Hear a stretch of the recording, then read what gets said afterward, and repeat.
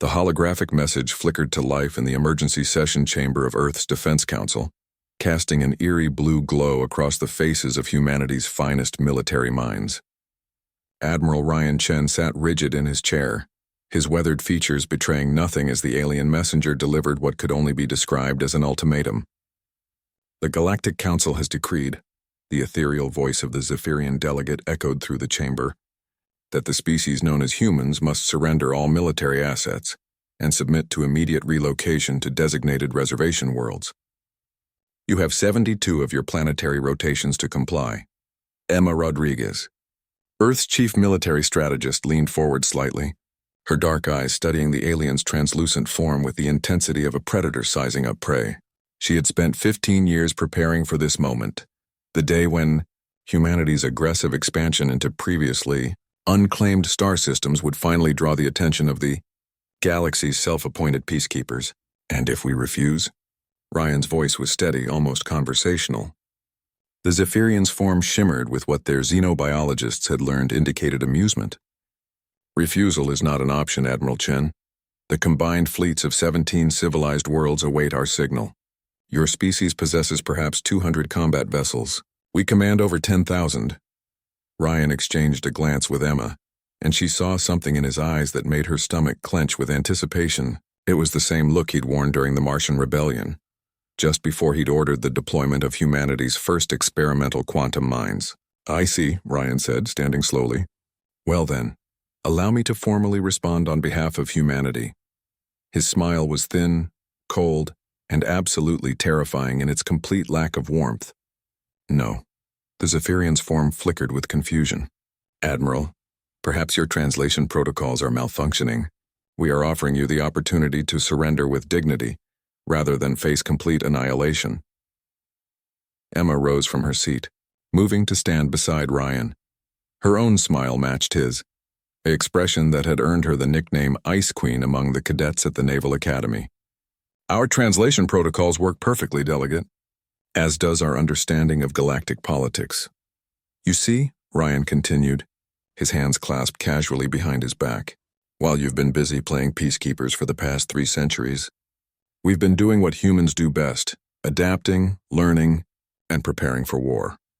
The hologram stuttered slightly. "Your bravado is admirable but meaningless. No single world has ever stood against the Council's might." Emma stepped forward, her fingers dancing across a hidden console embedded in the conference table. The chamber's main display screen came to life, showing a star map of the local galactic arm.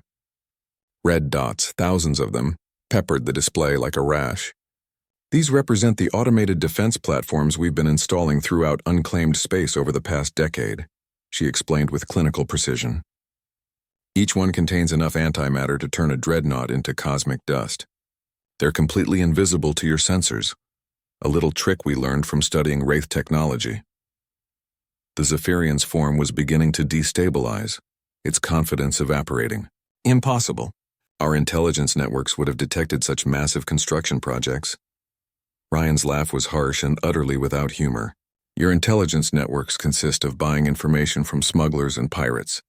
Did you really think we weren't feeding them exactly what we wanted you to know?" Emma manipulated the display again, and the view zoomed out to show the entire galaxy. More red dots appeared. Not thousands this time, but hundreds of thousands, forming a web that stretched across multiple star systems. "The Terran Empire isn't just Earth anymore, Delegate," she said softly.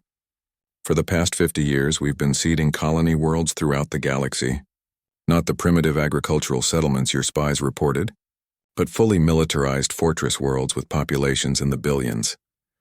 Each one," Ryan added, "equipped with shipyards producing vessels that make your dreadnoughts look like children's toys." The Zephyrian was silent for a long moment, its form now barely maintaining cohesion. When it spoke again, the arrogance was gone, replaced by something approaching fear. This is impossible. The galactic treaties forbid such militarization. The other council races would never allow." "The other council races," Emma interrupted, "are already receiving similar messages from humanity. Right about now, I'd estimate that the Altarian High Command is discovering that their impenetrable home system has been surrounded by human battle fleets for the past 6 months." Ryan walked closer to the hologram, his cold smile never wavering. You wanted to know what humanity's answer would be to your ultimatum? Here it is, the Galactic Council is dissolved. Effective immediately. Any attempts to interfere with human expansion or threaten human worlds will be met with immediate and overwhelming force.